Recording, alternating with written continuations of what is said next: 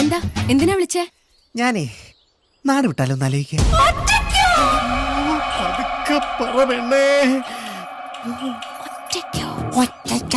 നിന്നെ കൂട്ടി കാര്യങ്ങളൊക്കെ എന്റെ കൈവിട്ടു പോവുകയാണോ എന്ന് എനിക്കൊരു സംശയം.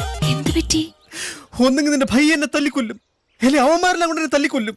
രണ്ടായാലും തല്ലുറപ്പാ. അയ്യോ, അപ്പൊ ഇനി നമ്മൾ എന്ത് ചെയ്യും? നമുക്ക് മതില് ചാടി പോവാടി. അതാവുമ്പോ എനിക്ക് നല്ല പരിചയമാ.